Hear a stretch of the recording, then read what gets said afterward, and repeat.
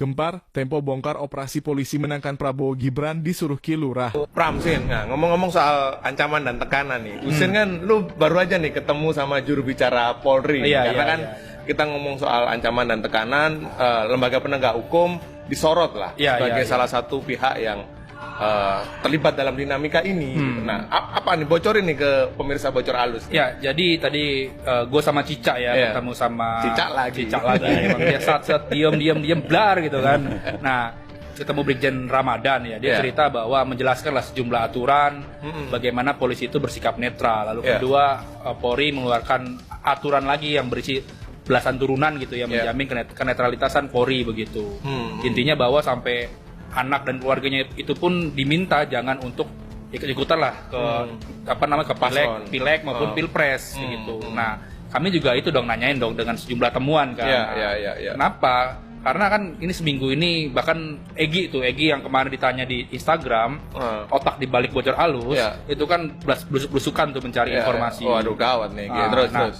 Dapatlah info kita bahwa memang di sejumlah daerah itu ada polisi-polisi yang bergerak mendekati masyarakat maupun kelompok-kelompok relawan yang tidak mendukung Prabowo Gibran. Mendekatinya baik-baik atau enggak nih? Saat ini masih penggalangan. Oh, penggalangan. Misalkan nih kemarin gue sempat ngobrol lah sama orang di Jambi, dia itu ketua relawan dan merupakan politikus Golkar ya. Di sana dia ngejelasin jauh sebelum deklarasi Prabowo Gibran, dia didatangin sama intelijen Polda Jambi. Nah, ditanya nih kenapa lu malah dukung Anies? Padahal Golkar ini kan sudah mendukung Prabowo dan lain-lain, dijelaskan begitu. Nah, ya intinya masih penggalangan. Lalu dia juga memasang baliho-baliho itu agak sulit karena misalkan mau masang di daerah A, udah deal nih harganya, tiba-tiba besoknya adalah Prabowo Gibran itunya yang masang di situ. Jadi dia dibilang nggak jadi di sini, nggak bisa. Belakangan Prabowo Gibran begitu. Nah, Sin, dari pertemuan lo dengan juru bicara Polri tadi, apa jawaban mereka soal tudingan ketidaknetralan polisi nih dalam penyelenggaraan Pilpres? Dia membantah ya soal ada polisi yang ikut cawe-cawe dalam konsultasi pileg maupun Pilpres. Dia bilang bahwa kalau misalkan ada masyarakat menemui fakta atau bukti, silakan lapor ke kami.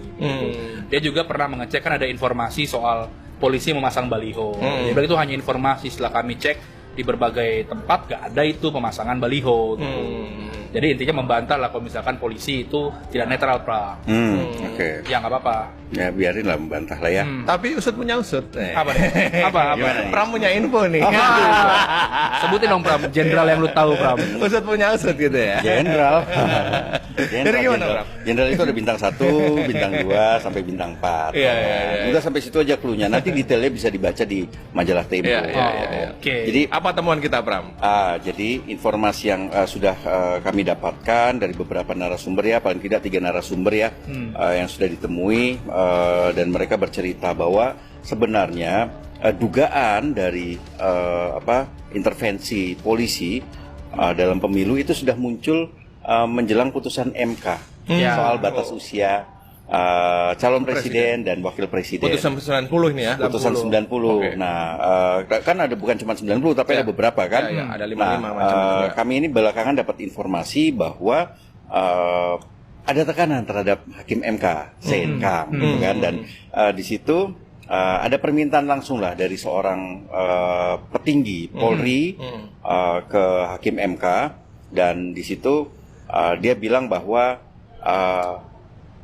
putusan ini harus dimenangkan, dan ini merupakan perintah dari lurah, dan satu lagi adalah wajib. Ada wajib itu ya? Ada wajibnya. Wajib memenangkan itu ya? Atau wajib mengabulkan? Wajib mengabulkan tentu saja. Gitu. Dan ini informasi ini juga sudah dibenarkan oleh 2 narasumber lain yang juga mengetahui persoalan ini. Salah satu didapat oleh Hussein, ya kan, Sen? Benar kan? Betul. Gue dapat informasi itu. Tapi sudah dijelaskan, Pram. Oke, nggak apa-apa. Dilepasin ke gua aja. Ya. Teringat